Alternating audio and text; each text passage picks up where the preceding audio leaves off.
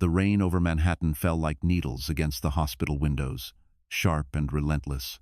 Inside room 1004, Emily Carter lay still, her hand resting on her swollen belly, listening to the faint rhythmic beeps that measured her baby's heartbeat. 7 months pregnant, she had been admitted that afternoon for mild preeclampsia. Her husband, Daniel Brooks, promised he'd be there soon. Instead, her phone buzzed with a message. Still stuck at a late meeting. Try to sleep, okay? She stared at the cracked corner of her iPhone screen, remembering how Daniel used to send her pictures of their dinner dates. Now, it was only excuses and silence. The clock glowed 11:47 p.m. The night nurse had already left after checking her blood pressure. The room smelled faintly of antiseptic and rain. Down the hall, Judge Robert Carter, Emily's father, sat reading legal briefs under the dim corridor light. His navy suit was slightly wrinkled, his Mont Blanc pen still clipped neatly to his pocket. He had promised his daughter he'd stay nearby, just in case. But deep down, he stayed because something about Daniel never sat right with him. Emily tried to close her eyes, but unease prickled her skin. The sound of soft rubber soles approached. She turned her head toward the door. A nurse entered quietly, face half hidden under her surgical mask. The woman's perfume was too sweet, too expensive for a hospital night shift. Her hands, though gloved, trembled slightly as she adjusted the oxygen tube. "New nurse?" Emily asked, her voice faint. "Yes, ma'am. Just covering night duty," the woman replied softly. Her tone was gentle, but her eyes, those heavily lined brown eyes, didn't match the calmness. She picked up the clipboard, flipping through notes as if she'd done it 100 times. Robert glanced up from the hallway. Through the small window on the door, he could see the nurse's movements. Something about her posture caught his attention, too tall, too graceful, not the usual hurried rhythm of night staff. He frowned. Inside, the nurse leaned over Emily, whispering, "You'll feel better soon. Just rest." She reached for the oxygen line, her fingers brushing against the small metal connector. Then came the sound, soft, deliberate, the faint snip of scissors cutting through thin tubing. Robert froze. He stood up, eyes wide, pressing closer to the glass window. For a second, he thought he was imagining it. But then Emily's monitor began to beep faster. The nurse's hand moved again, pulling the tube aside. "Hey!" Robert shouted, slamming the door open. The woman spun around, startled. Her mask shifted, revealing a glimpse of her face, smooth skin, red lipstick smudged at the edge. It took Robert half a second to recognize her. He'd seen that face once before, standing beside Daniel at a charity gala at the Plaza Hotel. "Step away from my daughter," he barked. The woman froze, then dashed for the door. Robert lunged, catching the edge of her sleeve. The hospital alarm blared. Nurses rushed from the station as the oxygen monitor shrieked in warning. Emily gasped, her chest tight, reaching for the call button with trembling fingers. Robert tore the ID badge from the woman's uniform as she shoved him and sprinted down the hallway. The badge clattered to the floor, its laminated surface reflecting the overhead light. The name read, Vanessa R. Emily's oxygen hissed weakly from the severed tube as real nurses swarmed in, reconnecting it within seconds. Her breath came back in shallow waves. Tears rolled down her cheeks. Outside, Robert picked up the badge, his heart pounding. He looked toward the stairwell where the imposter had disappeared. The hallway smelled of fear and disinfectant. He didn't yet know that the woman who'd just tried to kill his daughter was his son-in-law's mistress, and that this night would uncover secrets darker than anyone could imagine. Her father had witnessed the crime, but the real war for truth was only beginning. The shrill sound of the hospital alarm echoed down the sterile hallway. Red lights flashed across the ceiling as nurses and security guards sprinted toward room 1004. Emily gasped for air, while one nurse reattached the oxygen tube. Her pulse monitor steadied, but her mind was spinning, flooded with confusion and fear. Through the haze, she saw her father standing near the door, gripping a red ID badge like it was a weapon. "Dad, what happened?" she whispered. Robert's jaw tightened. "Someone tried to hurt you, sweetheart." But she didn't get far. Security burst in moments later, scanning the hallways. Suspect disguised as a nurse heading toward the stairwell. A guard shouted into his radio. 2 officers took off running. Robert followed behind, adrenaline surging. Down the stairwell, the woman in the nurse uniform ripped off her gloves, stuffing them into her pocket. Her shoes slipped on the wet steps, her breath ragged. The fluorescent lights flickered as she yanked open the exit door and vanished into the night. Back upstairs, Emily's hands trembled. A real nurse offered her water, her voice calm. "You're safe now, Mrs. Brooks." But Emily barely heard her. The words safe and Brooks clashed like thunder in her mind. She stared at the red badge her father had dropped on the bedside table. The name Vanessa R. glared up at her. Robert re-entered the room, his face pale but steady. "The security footage is being pulled right now. I've called the NYPD. Did you see her face?" Emily asked. He nodded. "Yes. And I recognized her." He hesitated, searching his daughter's eyes before finishing. "It was Vanessa Reed. Isn't she Daniel's assistant?" Emily's blood went cold.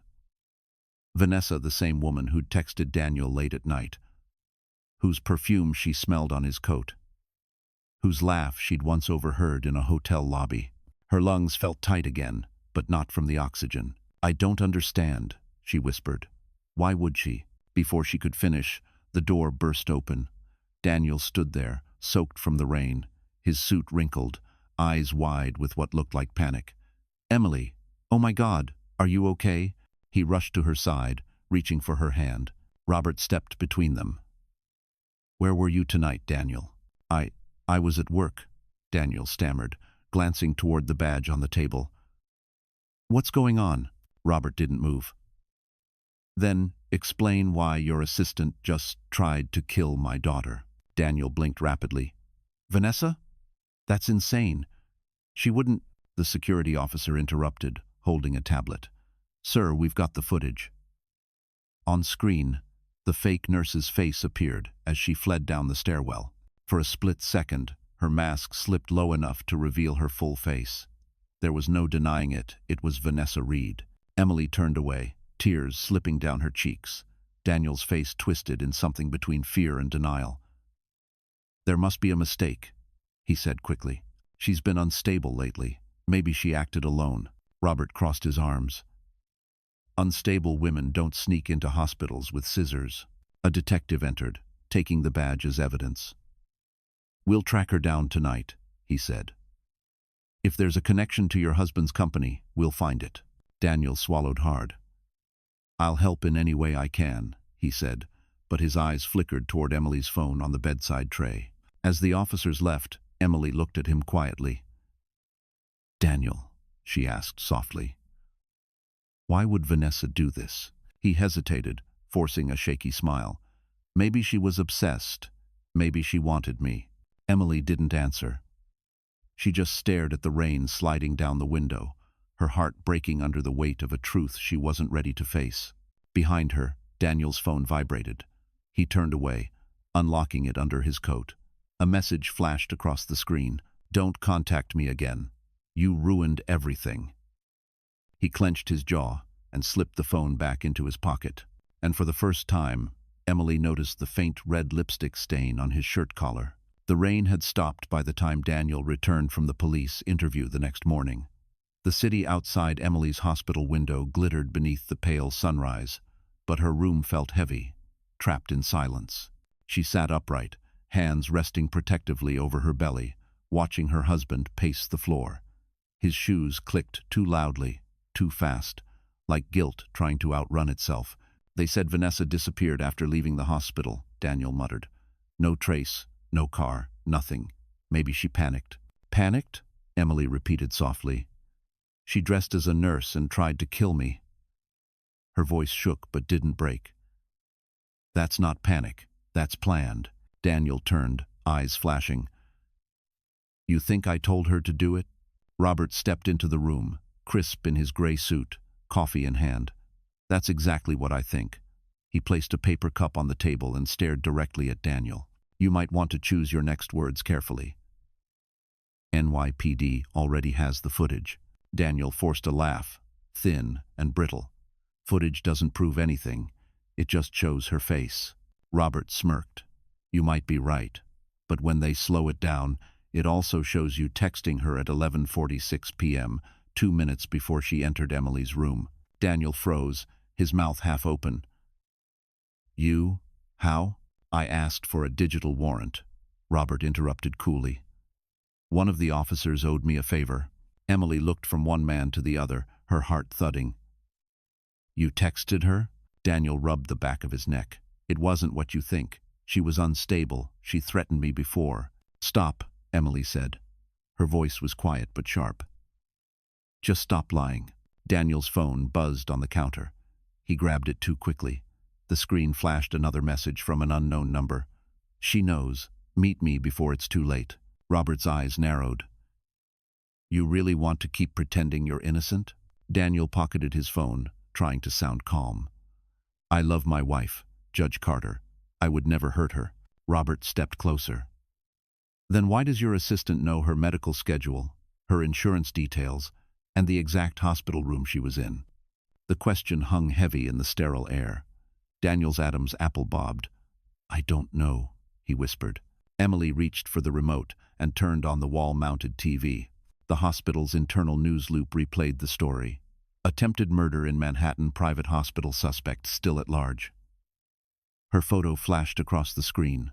Daniel's face drained of color. You'll need to talk to the police again, Robert said flatly. And this time, bring your lawyer. Daniel stormed out without answering, slamming the door so hard the IV line trembled. When the noise faded, Emily's shoulders sagged. She touched the oxygen tube, now repaired and humming softly.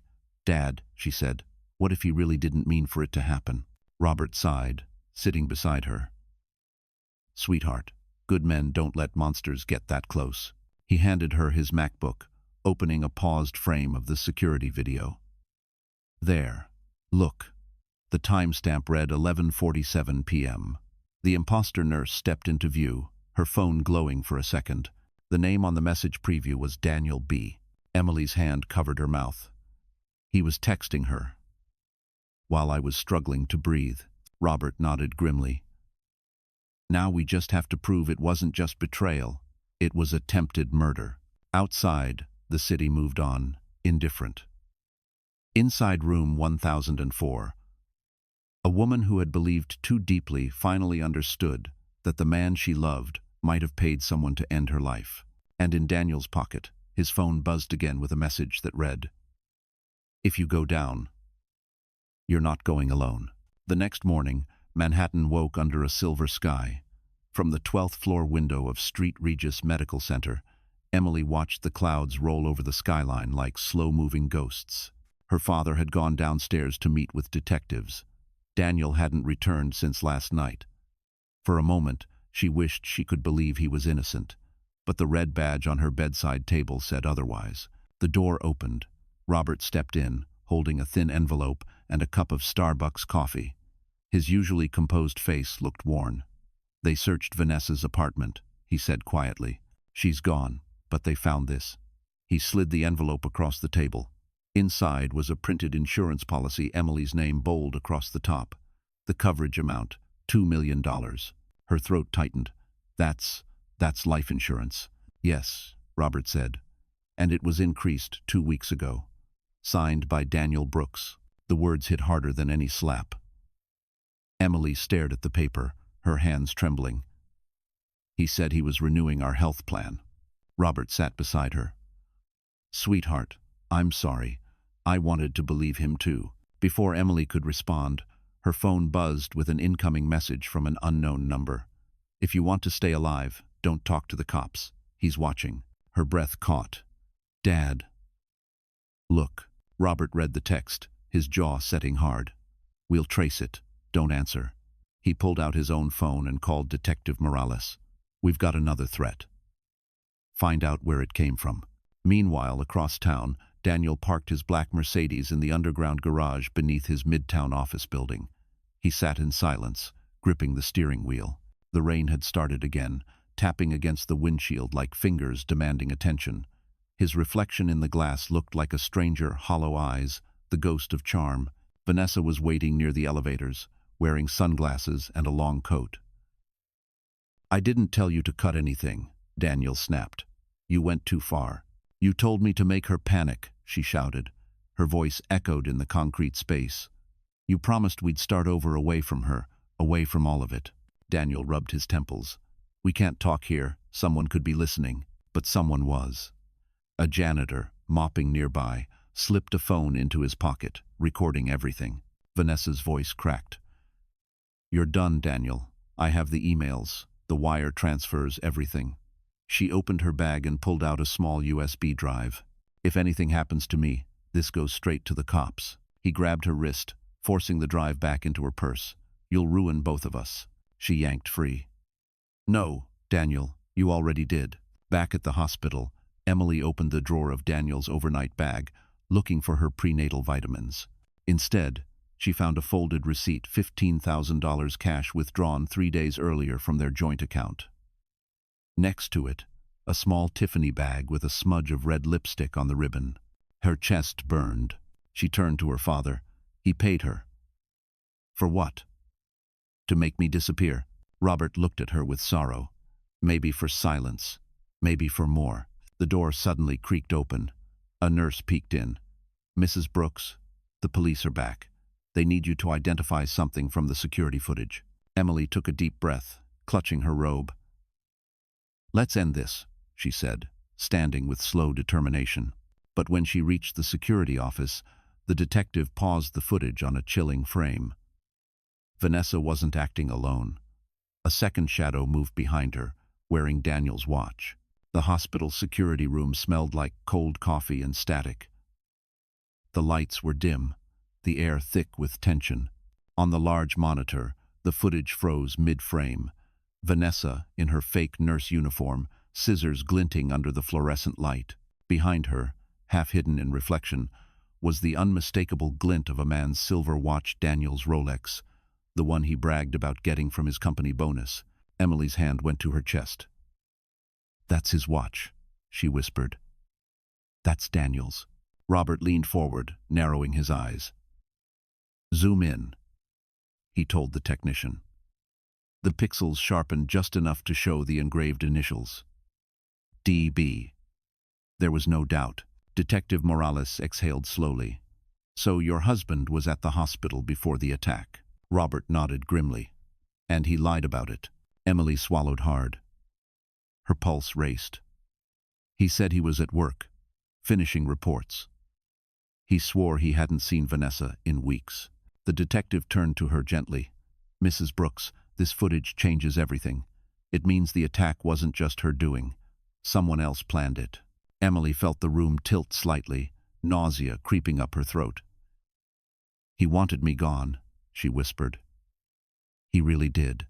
Robert put an arm around her shoulders. "We're not done yet.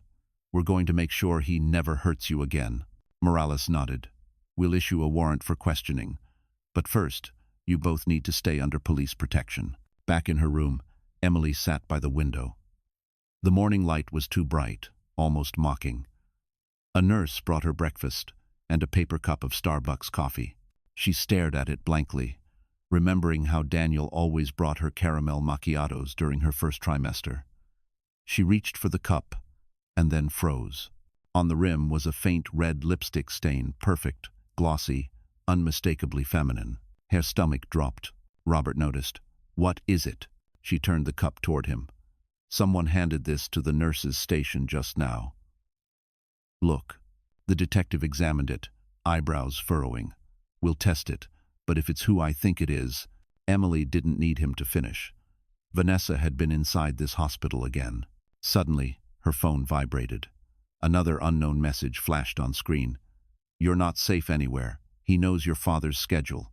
Leave before he makes you disappear for real." Emily's breath quickened. "Dad, they're threatening you now." Robert stayed calm, taking her phone. "Let them talk. The more they text, the easier it is to trace." He handed the device to Morales, who left to start a digital trace. Hours later, Daniel finally appeared at the hospital, his hair disheveled, tie loose. He looked pale, exhausted, almost rehearsed. "I heard they want to talk to me," he said, forcing a weak smile. Emily, I swear, I don't know what's going on. Emily didn't look at him. You were here that night. Daniel blinked. What? Robert crossed his arms. We saw your watch in the footage. Care to explain? He laughed nervously. No, that can't be me. I was home. Maybe I dropped it before, or someone. Enough, Emily interrupted. You're lying again. The detective re-entered, holding a small evidence bag. Inside it was the Starbucks lid with the red lipstick stain and a partial fingerprint. Morales looked directly at Daniel. You might want to stop pretending, Mr. Brooks. This cup was bought 20 minutes before the attack. Paid for with your Amex card. Daniel's face went blank, then dark. His voice dropped. You have no idea what you're starting. Emily stared back, her eyes no longer trembling. No, Daniel, you have no idea what you're ending. Outside, sirens wailed again as the NYPD issued a warrant for Daniel Brooks, turning a husband's lie into a full-blown criminal hunt. The sky above Manhattan had turned bruised purple by the time Detective Morales left the hospital. Emily watched the police car lights fade down Park Avenue, her mind racing with fragments of conversations, lies, and the memory of Daniel's face when confronted. He was no longer the man she married. He was a stranger, wearing her husband's skin. Robert entered the room quietly, carrying her coat. You need to rest, he said, his voice softer than usual. You've been through enough. I can't, Emily whispered. If he's out there, I'll never sleep again. Robert hesitated. Then maybe it's time we stop waiting for the police to do everything. Maybe it's time he realizes you're not afraid anymore. An idea formed reckless, dangerous, but sharp with purpose. Emily opened her messages, typing to a number she had memorized far too well. Vanessa's. Her thumbs trembled. We need to talk, just you and me, no cops. A reply came within minutes. Where? Emily glanced at her father. Riverside Park. Tonight. The winter wind hit hard as they arrived at the park near the Hudson River. The Manhattan skyline glittered across the water, cold and distant. Robert stayed hidden behind a bench, while Emily stood beneath a broken street lamp, her long coat pressed against her body, her breath visible in the chill. 10 minutes passed, then footsteps. Vanessa appeared from the shadows, her hair tucked under a black beanie, her eyes darting nervously. You came alone? She asked, her voice brittle. Yes, Emily lied. I just want to understand why. Vanessa's lips quivered. He said you were using him, that you didn't love him, that the baby wasn't even his. Emily's eyes widened. He told you that? Vanessa nodded. He said if you were gone, everything would be easier. He promised we'd leave New York. He promised. Her voice broke. But after that night, he told me to disappear. Emily took a careful step closer. Vanessa, you need to tell the truth. You're the only one who can stop him before someone else gets hurt. Vanessa looked torn, eyes glistening. He'll kill me if I talk. Robert stepped out from the darkness. Not if we protect you. Vanessa gasped, spinning around. You said you came alone. I lied, Emily said softly. Just like he lied to both of us. For a long moment, the only sound was the wind. Then Vanessa sighed, shoulders slumping. She reached into her coat and pulled out a small flash drive. This has everything: emails, transfers, voice messages. I kept it because I knew one day I'd need proof. Robert took it carefully. You did the right thing. Before anyone could say more, a camera flash exploded nearby. A man in a hood stood 20 feet away, snapping photos with a long lens. Who is that? Vanessa whispered, terrified. Robert shouted, Hey! And sprinted toward the figure. The man bolted, slipping on the icy walkway before disappearing into the trees. Emily grabbed Vanessa's arm. Who is he? Vanessa's face turned pale. Daniel hired him to watch you, to make sure you didn't go to the police. Emily's stomach twisted. The fear she thought she'd buried came roaring back. He's still tracking me, Robert returned, breathless, holding a torn piece of the man's jacket, black leather, monogrammed inside. DB. Emily stared at the initials. "He's watching us himself," she whispered. Vanessa stepped back, trembling. "You don't understand. If he knows I talked to you..." Before she could finish, a single gunshot cracked through the night, and Vanessa collapsed into Emily's arms. The gunshot echoed across the empty park, slicing through the cold night. Emily dropped to her knees beside Vanessa, her hands trembling as warm blood spread across her coat. "Stay with me," she whispered, pressing down on the wound. Vanessa's lips moved, but only a faint wheeze came out. Robert knelt on the other side, dialing 911. "This is Judge Robert Carter. We need an ambulance at Riverside Park, female gunshot victim." His voice was steady, but his eyes were full of fear. Vanessa clutched Emily's wrist weakly. He found me," she gasped. Emily leaned close, her tears dripping onto the pavement. "Who?" "Daniel." Vanessa nodded, blood pooling beneath her. "He didn't mean to kill you. At first, he just wanted the insurance money." "Shh, save your strength," Emily begged. Vanessa's breathing hitched. "There's more. USB. In his office. Hidden behind." Her voice faded, words swallowed by the wind. "Behind what?" Emily cried. "Tell me." Vanessa's hand fell limp. The sound of sirens grew louder, but the light was already fading from her eyes. Robert pulled Emily close. "She's gone, sweetheart." "No," Emily whispered, shaking her head. "No, she can't be. She was the only one who could prove." "She gave us enough," Robert said firmly. "Now we go after the rest." By the time the paramedics arrived, Vanessa's body was covered with a white sheet. Flashing red and blue lights painted the wet pavement. A police officer led Emily and Robert to a squad car for questioning. "Do you know who fired the shot?" the officer asked. Emily's jaw tightened. "Yes. My husband." Back at the hospital later that night, Emily sat in her bed, staring blankly at the city lights through the window. The air smelled faintly of rain and antiseptic. Her mind replayed Vanessa's final words. Behind. What was hidden behind something in his office? A safe? A wall? Robert entered quietly, his coat still damp. The police found the shell casing, same caliber as Daniel's registered gun. Emily didn't look up. "They'll find him?" "They will," Robert said. "But we're not waiting. We'll get that USB before he can destroy it." At sunrise, while the hospital still slept, Robert drove Emily to Daniel's corporate building on Park Avenue. His ID card still worked. Security assumed he was coming to collect files. The air inside the office was cold, lifeless. The blinds were half drawn, the faint hum of city traffic outside. Emily walked straight to Daniel's glass-walled office. Everything looked neat, too neat. His Mont Blanc pen lay perfectly aligned on the desk beside his MacBook Pro. But when she looked closer, she noticed the back panel of the bookshelf slightly crooked. "Dad," she whispered, pressing against it. It shifted. Behind the shelf was a hidden compartment containing a small, fireproof box. Robert handed her a letter opener. She pried it open, revealing a silver USB drive marked with masking tape, VR1124. Emily held it tight. Vanessa wasn't lying. Robert plugged it into the office laptop.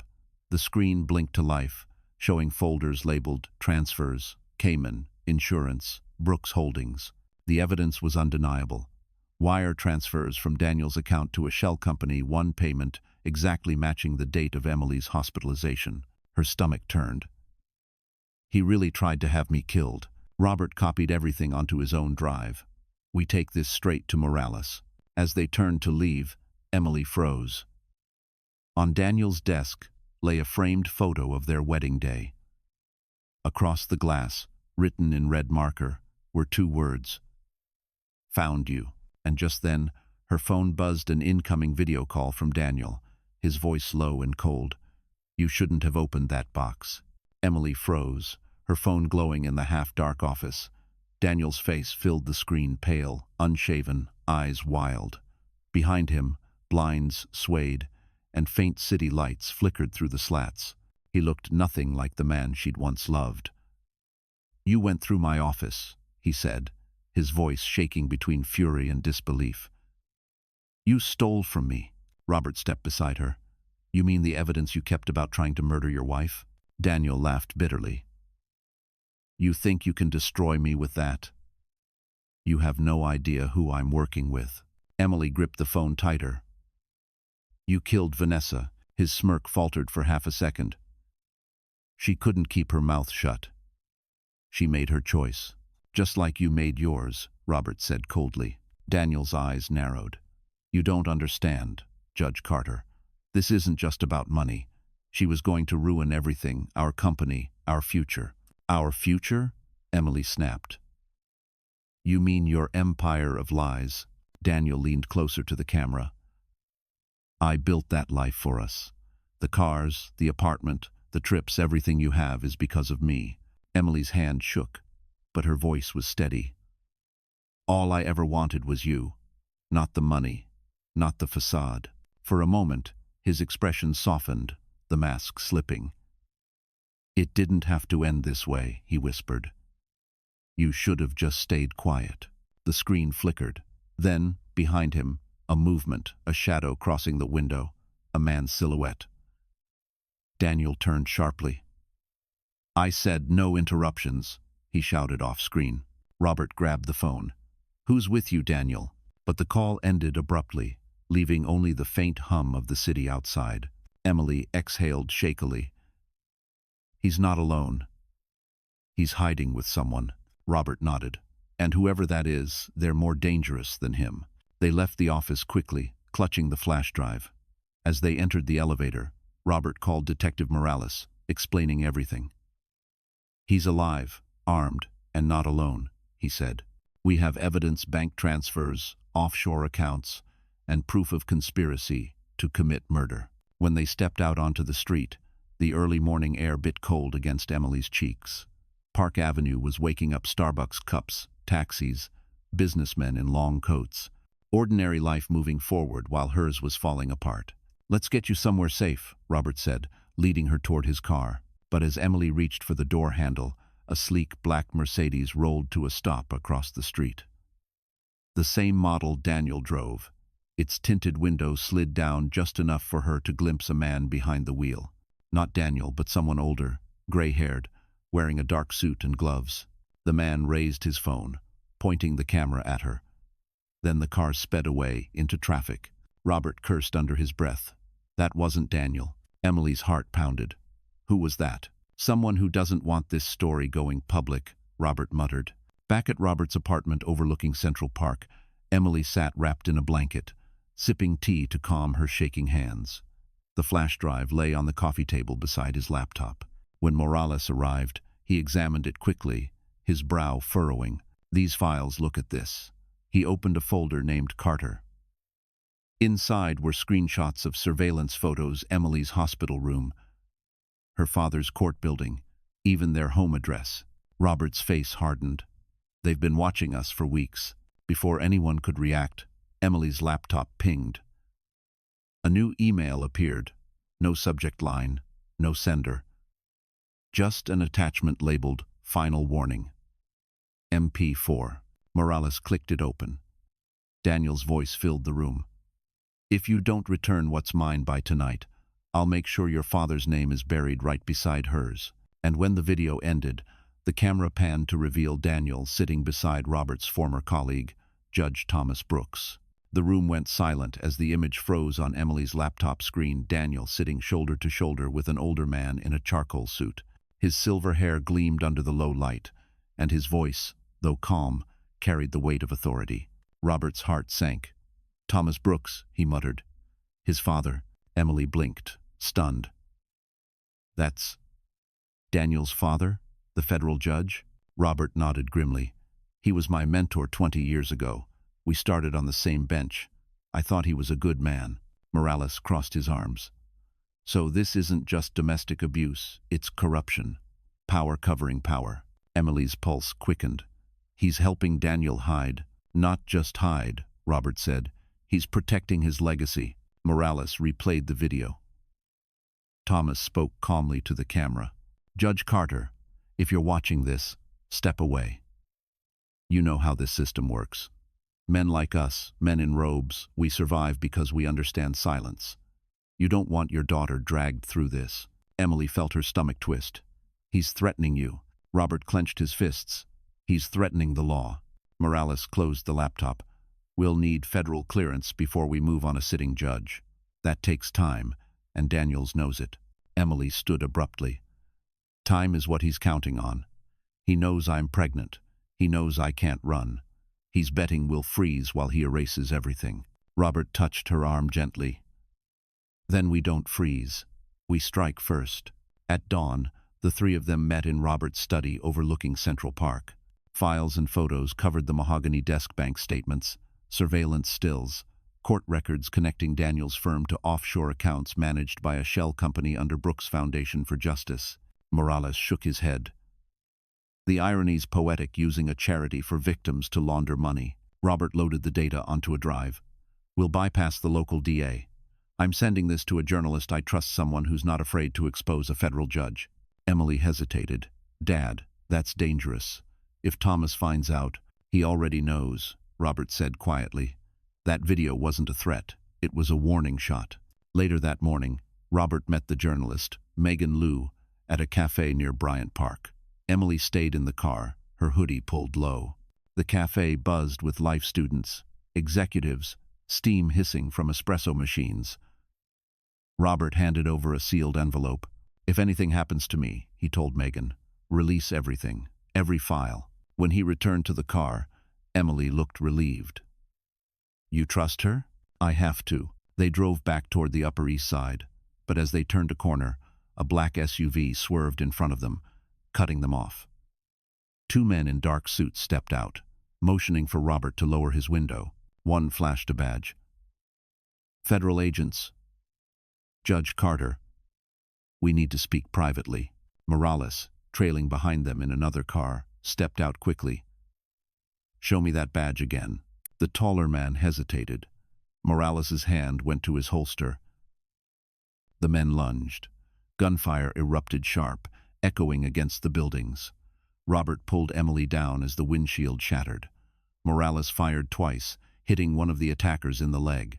The SUV screeched away, tires screaming. When the chaos cleared, Emily's ears rang. Dad, are you hurt? Robert touched his arm. Blood trickled down his sleeve, but he nodded. Just grazed. I'm fine. Morales picked up one of the dropped IDs. These aren't feds. They're private security. The same firm that guards Thomas Brooks's residence. Emily's voice broke. So, the judge hired hitmen? Robert met her eyes, steady and cold. He's protecting his son the only way he knows how, by silencing the witnesses. And as sirens approached, Emily whispered the words that would change everything. Then it's time the world knows what kind of justice he really serves. By nightfall, the city glittered like shattered glass, beautiful, deceptive, and full of danger. Emily sat by the window of her father's apartment, staring at the chaos below. Every honking cab, every flash of light reminded her that somewhere out there, Daniel and his father were pulling strings, trying to erase the truth. Robert sat across the room, his wounded arm wrapped tightly. He'd refused to go to the hospital. They'll find us the moment I register my name, he'd said. Detective Morales was on the phone, pacing. I've sent the files to 2 trusted agents in D.C., he said. If anything happens to me, they'll open an investigation into Judge Brooks and his son.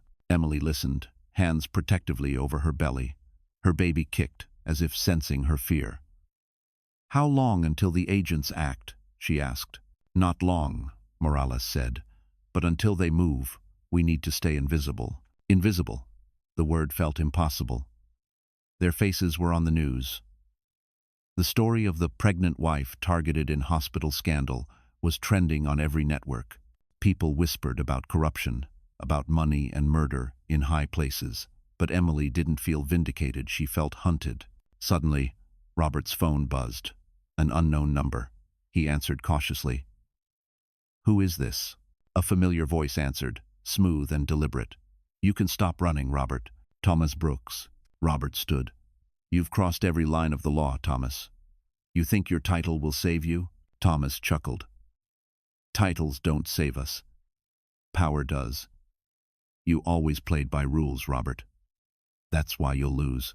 Where's Daniel? Robert demanded. Thomas's tone darkened. With me. And if you don't want your daughter's blood on your conscience, you'll destroy every copy of that evidence by midnight. The line went dead. Emily's heart pounded. He has Daniel with him? Robert nodded grimly. He's bluffing. They need leverage. But then a message arrived on Emily's phone, an image of her hospital room, taken from outside the window.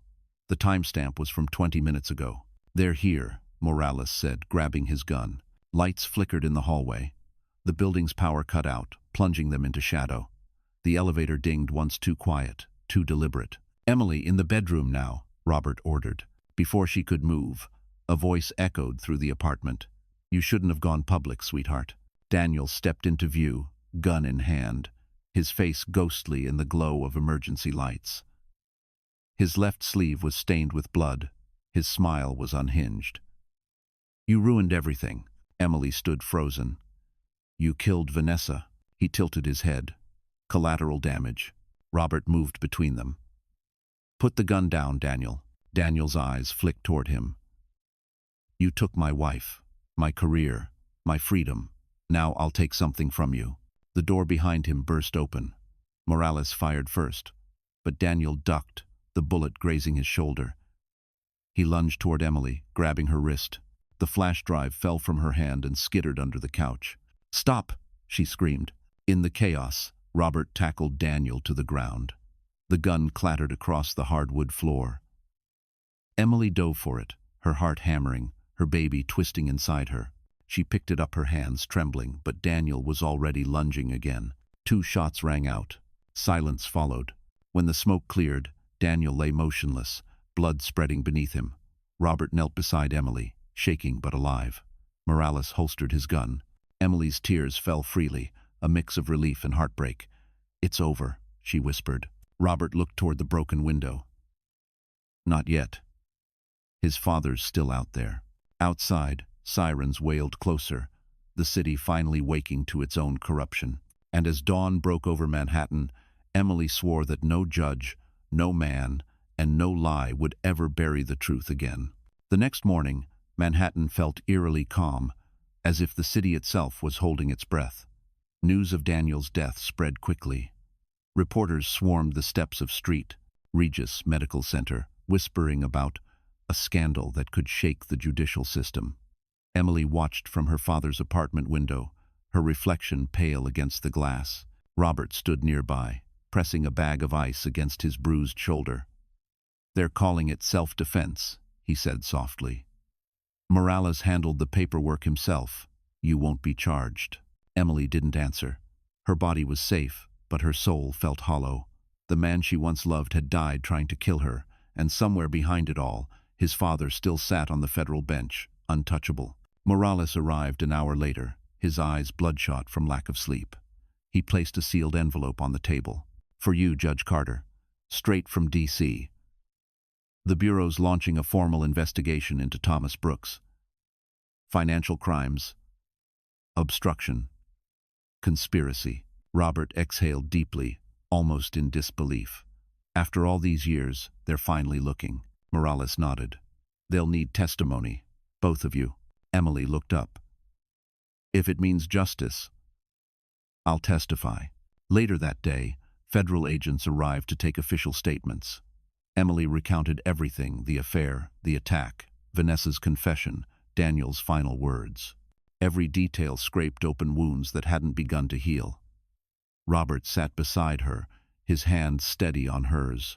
When it was over, one of the agents, Agent Wells, paused at the door. Mrs. Brooks, he said, you should know something. Judge Brooks hasn't been to court in 3 days. He's missing. The words hit like a cold slap. Missing? Yes. His car was found abandoned near the Hudson. We suspect he's trying to flee the country. Robert's expression darkened. Coward. He can't run from what he's done. But that night, Emily couldn't sleep. Every creak of the apartment, every gust of wind against the window made her flinch. Around 2 a.m., her phone buzzed. Unknown number. She hesitated, then answered. Emily, a voice rasped. Her blood ran cold. Thomas, listen carefully, he said. You think this is over because my son's dead? No. You've destroyed my family name, my reputation. I made Daniel what he was, and I'll make sure your father pays for what he's done. Emily's voice trembled. You'll go to prison, Thomas. The FBI already has everything. He laughed softly. You really believe justice exists for people like us? I am justice. The line went dead. Emily dropped the phone, her hands shaking. She rushed to her father's room, but Robert was already awake, gun in hand. I heard, he said. He's desperate. By dawn, Morales was back with 2 agents. They set up a temporary security perimeter around the building. Emily sat on the couch, sipping coffee that had long gone cold, her eyes on the door. Hours passed in tense silence. Then, just before noon, the elevator dinged. The agents turned instantly, weapons raised. When the doors opened, a man in a dark coat stepped out, silver hair slicked back, his face pale but composed. Thomas Brooks. He raised his hand slowly. I'm unarmed. Morales moved forward. You're under arrest for conspiracy, fraud, and attempted murder. Thomas smirked. Attempted murder. My son is dead. What more can you take from me? Emily stood, trembling with fury. The truth, she said. That's what you can't bury. Thomas's eyes met hers, cold, hollow, defeated. You think this ends in court? It never ends. As agents cuffed him and led him away, Robert wrapped an arm around his daughter. It ends for us, he whispered, because we chose to survive. But as the elevator doors closed on Thomas Brooks, he smiled faintly and mouthed 2 words Emily couldn't forget. Not yet. The courthouse on Foley Square loomed against a gray Manhattan sky. The wind carried the distant wail of sirens, and the marble steps gleamed slick from the morning rain. Inside, security buzzed with tension as cameras flashed, reporters packed shoulder to shoulder, shouting questions about the fall of the Brooks dynasty. Emily stood beside her father in the lobby, her coat drawn tightly around her. The pregnancy had made her slower, but her eyes were sharp, unwavering. He won't talk, she said quietly. He'll try to play victim. Robert nodded. Then we'll make the truth speak louder. In the courtroom, Thomas Brooks sat behind the defense table in a navy suit, his silver hair perfectly combed. He looked every bit the judge he used to be, composed, calculating, dangerous. When Emily entered, his eyes met hers. There was no remorse, only cold amusement. Mrs. Brooks, he greeted, his tone dripping with mock politeness. Or should I say, Carter, now that you've aligned yourself with your father again. Emily didn't flinch. I'm exactly where I belong. Judge Monroe, presiding over the trial, called the room to order. The federal prosecutors laid out their evidence, the USB drive, the financial transfers, Vanessa's recorded confession. Every piece built a timeline of greed and betrayal. Thomas sat motionless through it all, occasionally smirking, occasionally jotting notes.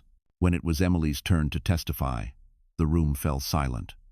She stepped to the stand, her hand trembling slightly as she took the oath. Mrs. Brooks, the prosecutor began, you were the target of an attack orchestrated by your late husband and aided by the defendant's cover-up, correct? Yes, Emily said firmly. Daniel wanted me dead. His father made sure he wouldn't be caught. Thomas' lawyer objected. Speculation. Emily turned to Thomas. You called me the night Daniel died, she said, her voice steady. You said you'd make my father pay. Those weren't the words of an innocent man. Thomas leaned back, smiling faintly. Grief can make people hear things that were never said.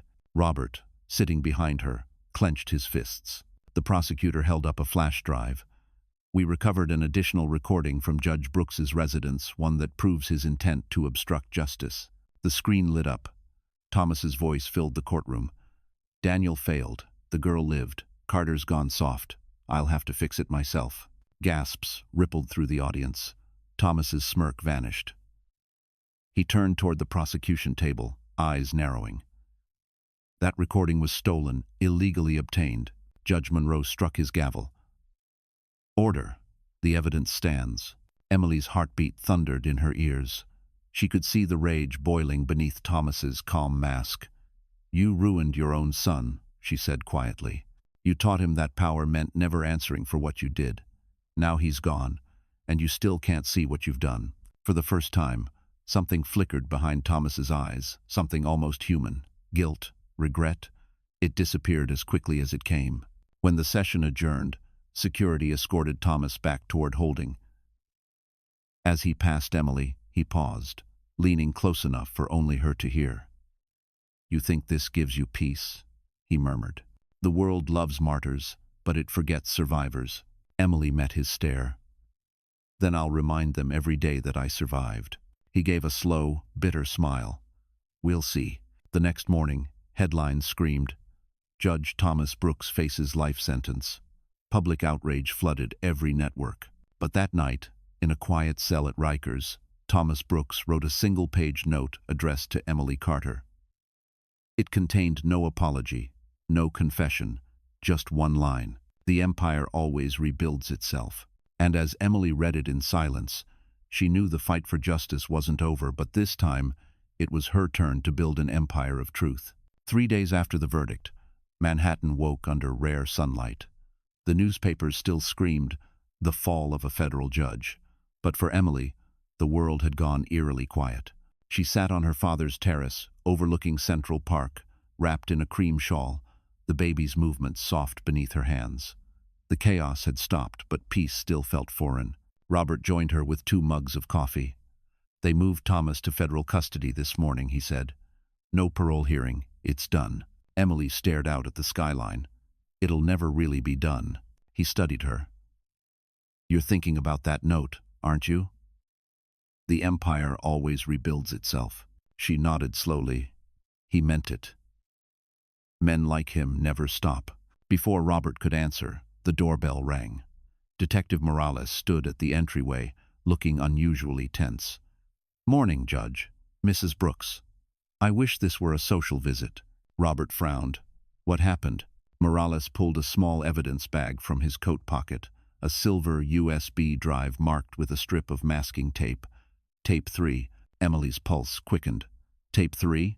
I thought there were only 2. "So did we," Morales said. "This one showed up at the station anonymously last night, postmarked from Rikers." Robert's voice sharpened. "Thomas sent it?" Morales nodded. "And before you ask, no one knows how he got it out." They moved to the study, drawing the curtains. Morales inserted the drive into the laptop. The screen flickered, showing the same office from previous recordings, but this time the camera was pointed at Thomas's desk. His voice, calm and deliberate, filled the room. "If you're watching this, it means you think you've won. You think the law is stronger than the men who built it. But you're wrong. I didn't create this empire alone." Emily leaned forward. "What does that mean?" The video continued. "There's someone else, someone higher, someone watching all of us. I was just one branch of the tree. Cut me down, and another grows in my place." Robert's stomach dropped. "He's warning us." Thomas's eyes on screen looked directly into the camera. "Emily, if you want your child to live free of this curse, leave Manhattan. Leave the name Brooks behind. The people who funded my foundation will come for what's theirs." The video ended with static. Silence filled the room. Emily's voice broke the stillness. "He's lying. He's trying to scare me." Morales rubbed his temple. "Maybe. Or maybe he's telling the truth. I've already sent this to the Bureau, but if there are hidden donors behind his foundation, this could go deeper than we thought." Robert exhaled slowly. If there's one thing Thomas was good at, it was burying evidence under layers of bureaucracy. Emily stood, pacing. "I can't live like this, waiting for the next threat." Robert looked at her, calm but firm.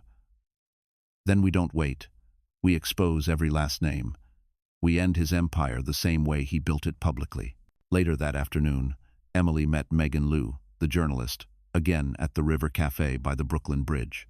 The city shimmered behind them, deceptively peaceful. Emily handed her a sealed envelope.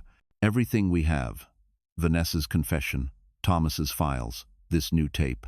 Make it public." Megan studied her. "You know, they'll come after you." "I'm counting on it," Emily said. "They'll come into the light, and that's where they'll burn." That night, the story broke across national television. Secret network of judges and executives tied to Brooks Foundation under federal investigation. Emily turned off the TV, resting her hand on her belly. "It's over," she whispered. Robert smiled faintly. "No, sweetheart. It's just beginning." And across the East River, in a dark office high above Wall Street, an unknown figure watched the broadcast holding a gold Mont Blanc pen engraved with the initials TB.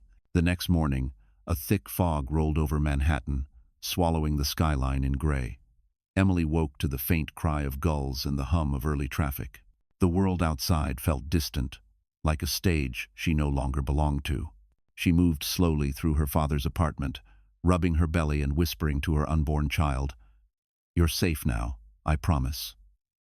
But even as she said it, she wasn't sure she believed it. Robert was in the kitchen, reading the morning paper. The headline made her stop cold. "Former Brooks Foundation partner under investigation, name withheld pending federal confirmation." "Dad," she said carefully, "they found someone." He handed her the paper. "No names yet, but Morales called an hour ago. He says they're tracing a new financial route. Cayman Islands again. The same offshore trail Thomas mentioned." Before Emily could reply, Robert's phone buzzed. The caller ID was restricted. He answered, his tone crisp. "Judge Carter speaking." A deep voice replied, smooth as silk. "Robert, it's been a long time." Robert's hand tightened around the phone. "Who is this?" "You knew me once as Arthur Lane," the voice said. "Thomas and I built the foundation together, but I'm not calling to threaten you. I'm calling to warn you." Emily froze. Robert put the phone on speaker. "Go on." "The people behind Thomas, those investors, don't want exposure. They're cleaning house.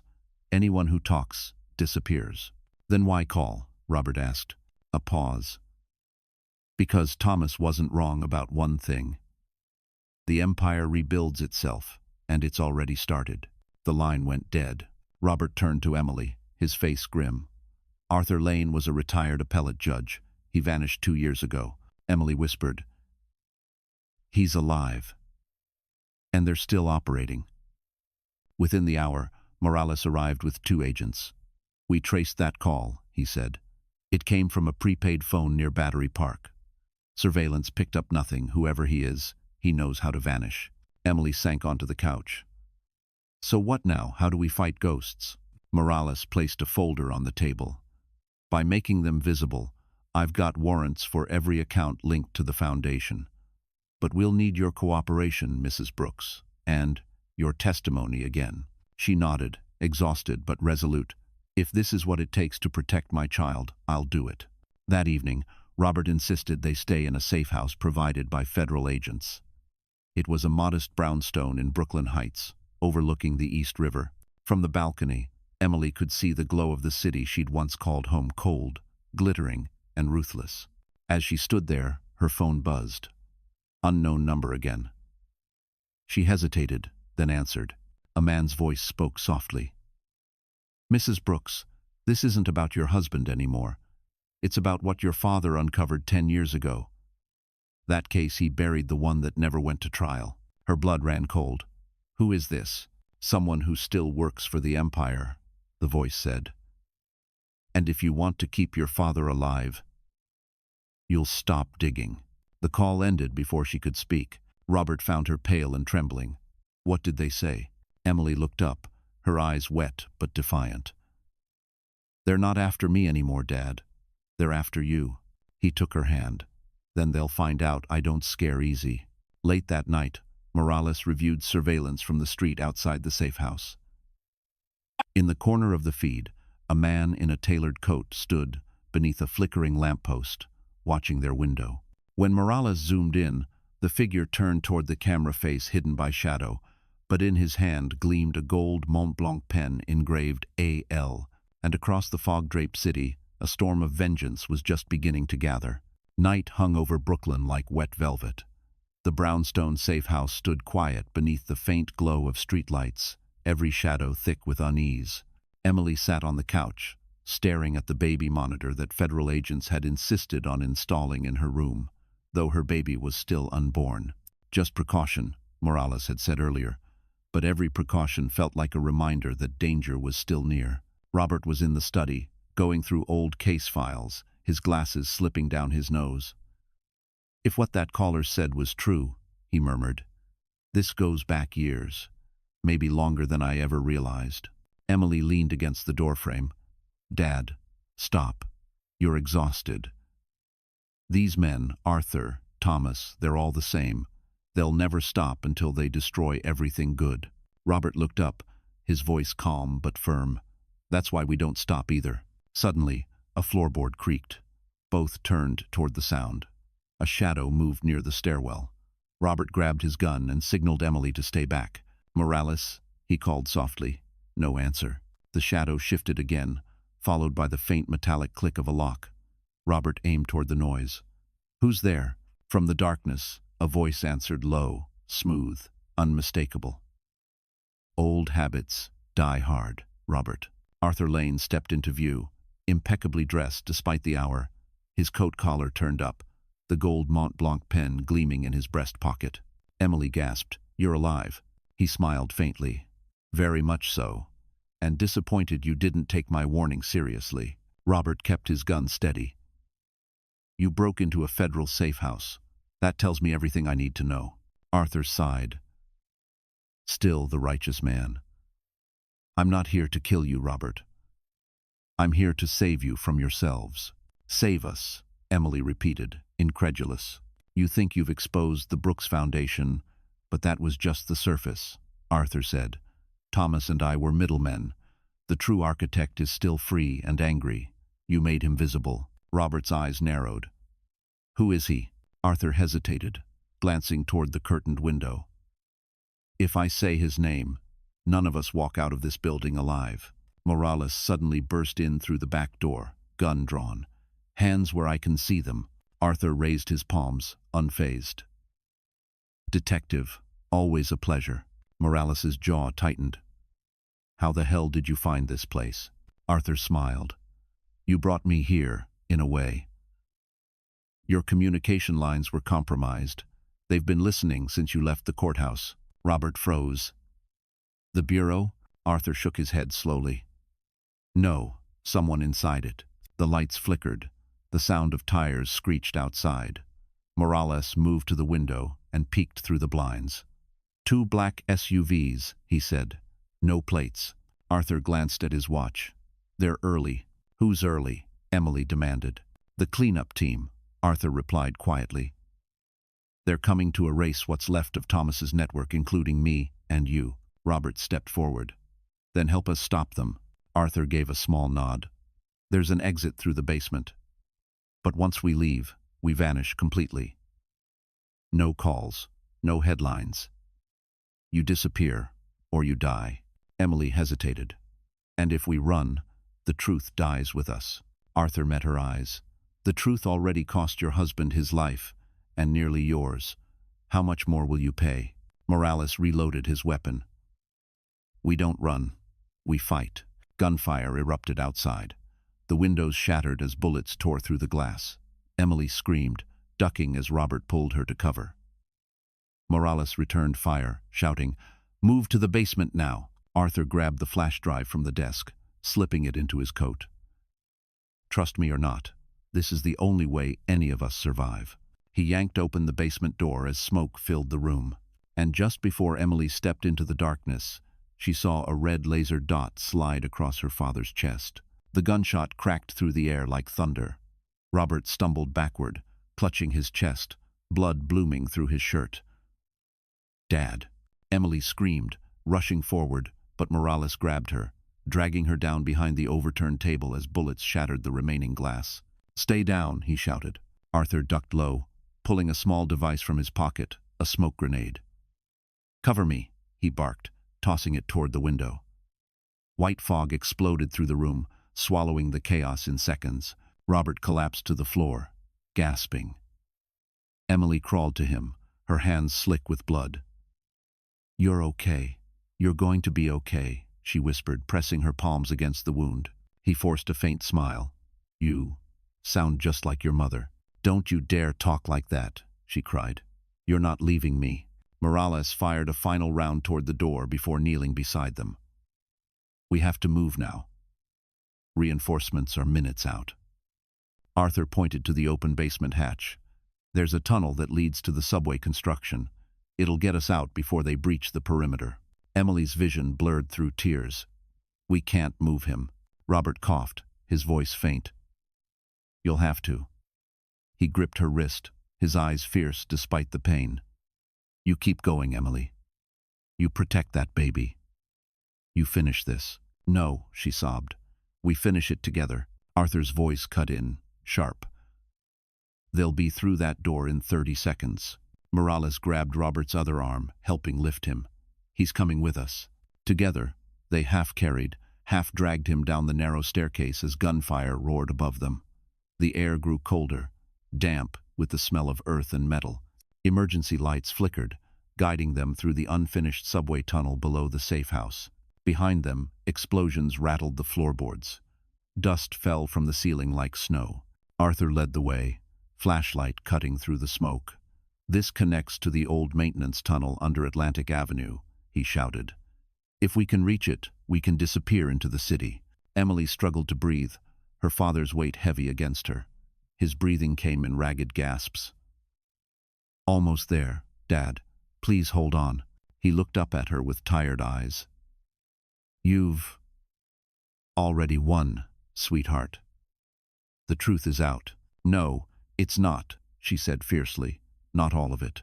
Robert's lips curved into a faint smile. Then promise me you'll tell it. She nodded, tears streaming down her cheeks. I promise. Morales checked his phone. Signal's gone. We're blind down here. Arthur suddenly stopped, his flashlight illuminating a metal door at the end of the tunnel. He pushed. It was locked. Damn it. Help me. Morales and Arthur slammed their shoulders against it. The lock gave way, the door flying open to reveal an underground service corridor. But before they could step through, a voice echoed behind them. Going somewhere? A man stood at the top of the tunnel stairs, silhouetted by the faint red light above. His face was hidden beneath a black cap, but his voice was unmistakable, smooth, confident, and venomous. Arthur froze. You. The man stepped forward, revealing himself. Arthur's eyes widened in disbelief. You're supposed to be dead. The stranger smiled. That's what Thomas wanted everyone to think. Emily's heart pounded. Who are you? The man descended slowly, gun raised. The one who built the Brooks Foundation. Thomas was just my front. And now, you've cost me everything. Morales aimed his weapon. Put it down. The man fired first. The tunnel erupted with sound, bullets sparking against steel. Robert shoved Emily aside, taking another hit. She screamed as he fell again, the light leaving his eyes. Arthur fired back, hitting the man square in the shoulder. He stumbled, but didn't fall. Run! Morales shouted. Arthur dragged Emily through the door as gunfire echoed behind them. The door slammed shut, locking with a heavy clang. And as Emily sobbed in the dark tunnel, holding her father's lifeless hand, the voice of the unseen man echoed faintly through the steel. You can't kill an empire that lives in the shadows. The tunnel stretched endlessly, the air thick with the metallic scent of blood and dust. Emily's sobs echoed against the concrete as she clung to her father's still body. Morales crouched beside her, his face grim. We have to go, Emily, he said softly. They'll be right behind us. She shook her head, tears streaming down her face. I'm not leaving him here. Arthur's flashlight flickered as he scanned the darkness ahead. We don't have time for grief, he snapped.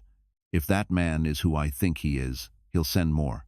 He always does. Emily's voice trembled. Who is he? Arthur hesitated, the light casting deep shadows across his face. His name is Richard Hale, the real founder of the Brooks Foundation. The empire was his idea. Thomas and I were just his hands. Morales frowned. That name doesn't ring a bell. It wouldn't, Arthur said bitterly. He's the kind of man who doesn't exist on paper. Hedge fund, ghost, war profiteer. He used the foundation to move billions under the guise of philanthropy. Emily's grief hardened into fury. He killed my father. Arthur met her gaze.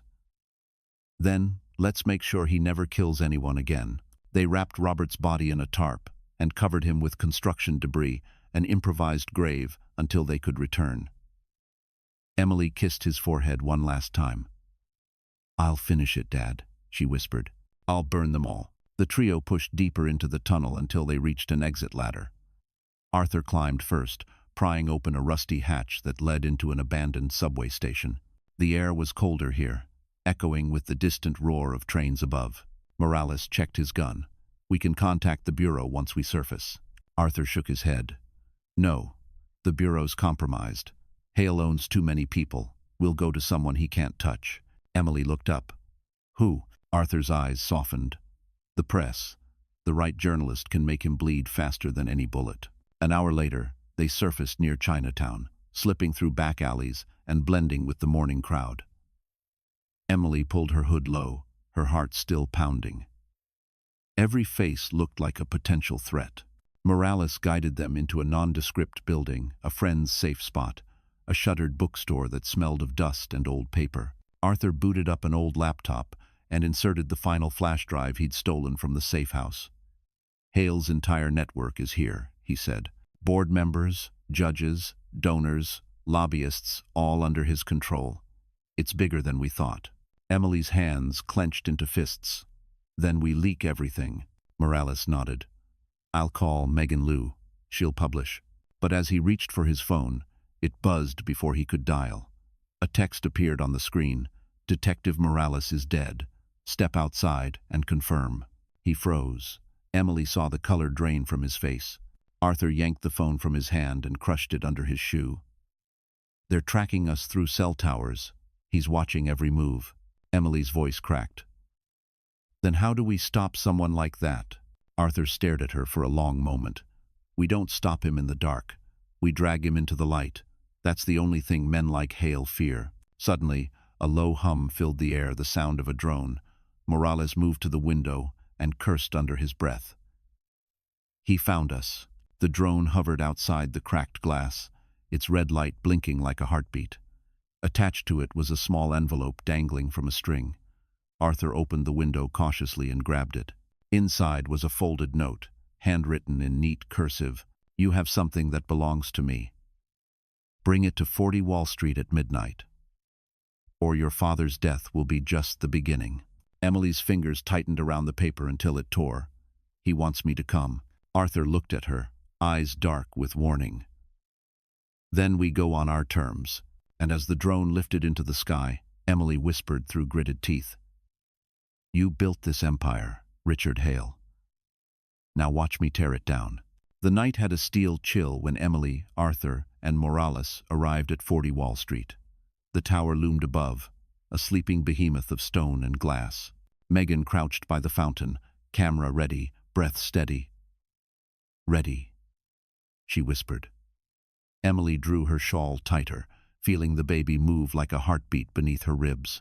This was the moment she could not step away from. Arthur handed her a small envelope. "He asked for a handover," Arthur said. "He thinks it's the only copy." Morales scanned the dark, a tense line in his jaw. The plan was simple.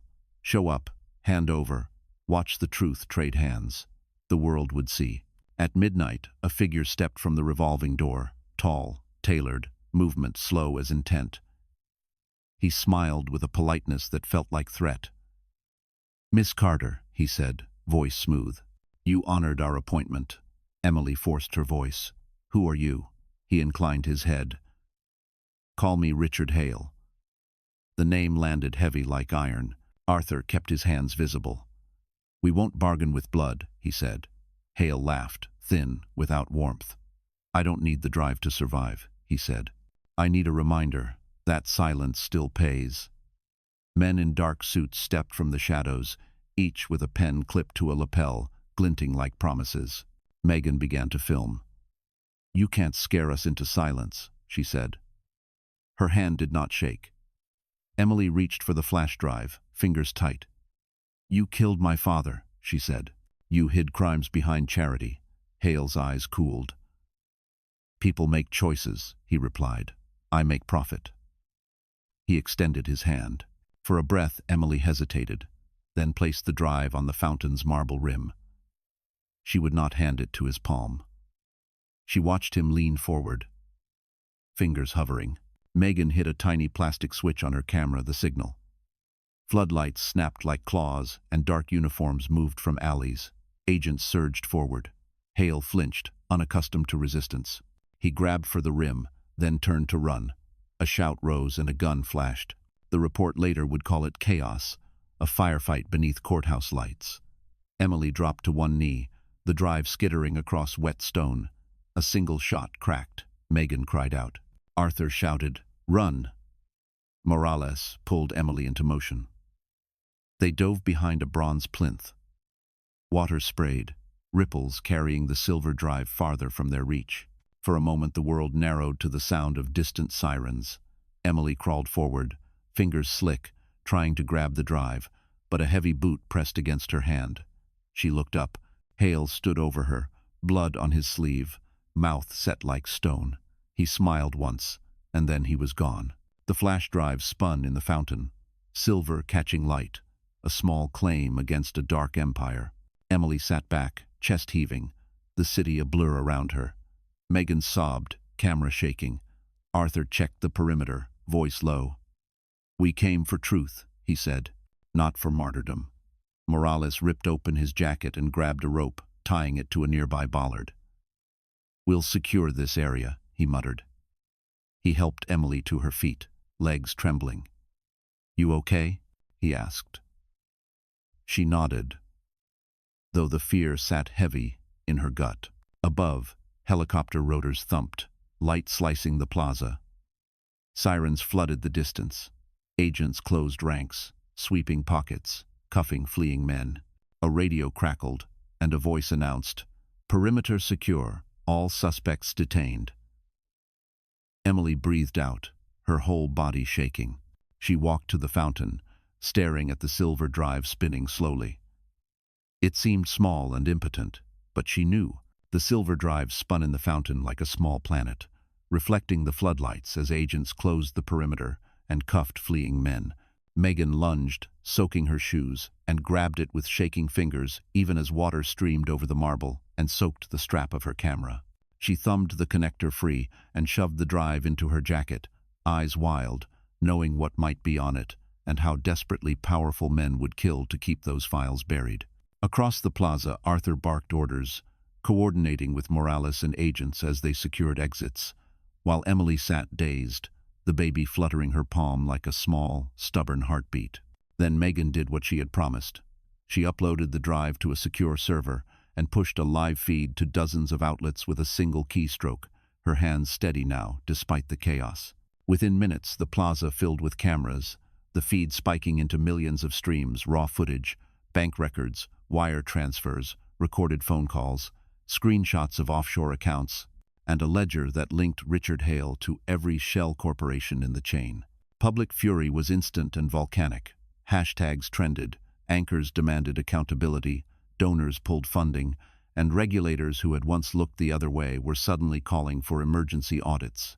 Hale's security detail, exposed and emboldened, tried to sprint across Broadway but were met by federal agents already streaming into the plaza, their coordinated takedown, the result of the very public outcry Megan's upload had provoked. In the scuffle, a suited man tried to wrest the drive back from Megan.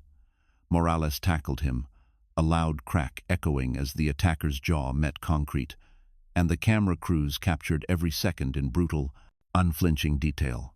One of the arrested men, bleeding and stunned, kept repeating the name Hale, but wires were already tracing payments, and within hours, an Interpol alert circulated with photos and aliases tied to the man who had once hid behind philanthropy. News anchors replayed Vanessa's confession and the footage of Daniel's late-night texts. Thomas Brooks's connections were re-evaluated, banks froze suspicious accounts, and a bipartisan chorus in Congress demanded hearings into judicial oversight. But the most unexpected blow came from inside Hale's own circle, when Arthur Lane, whose existence had been a rumor, publicly testified that he had covertly recorded meetings where Hale had bragged about manipulating judges and laundering funds, offering the final piece prosecutors needed. Hale was indicted on 30 counts: racketeering, fraud, conspiracy, obstruction, and a stunning raid on his Manhattan penthouse found hard drives, passports, and ledgers that mapped a web of influence stretching from Wall Street to international bank vaults. The cameras found Emily, too, standing beside Megan as the lead agent read the charges aloud, her face pale but resolute, the baby safe inside her, and a crowd that had once whispered now cheering her name like an anthem. In the aftermath, the Brooks Foundation was dissolved, trustees were replaced, and the federal court ordered emergency audits and reparations for victims. The city felt a small, brittle justice that still tasted of the life lost and the battles fought.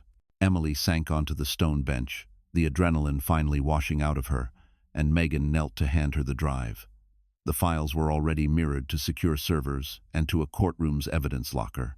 She held the tiny metal stick like a relic, thinking of Vanessa, of Robert lying still in a tunnel, and of how fragile truth could be, yet how ferocious when people chose to defend it. Outside, the city exhaled. Emily whispered into the night that justice would now become her legacy. Months passed, and the city began to heal in small ways. The indictments multiplied, banks froze accounts, and high-profile trials opened. Emily watched the hearings from home, Jonah sleeping on her chest, his breath steady as a metronome. Prosecutors moved swiftly. Thomas Brooks received a long sentence. Richard Hale faced multiple federal counts. The Brooks Foundation dissolved, its trustees removed, and new oversight directed funds to shelters, clinics, and victim restitution. Emily did not crave headlines. She wanted peace, and she wanted purpose. Robert's funeral had been small, private, a farewell held under a maple by the river.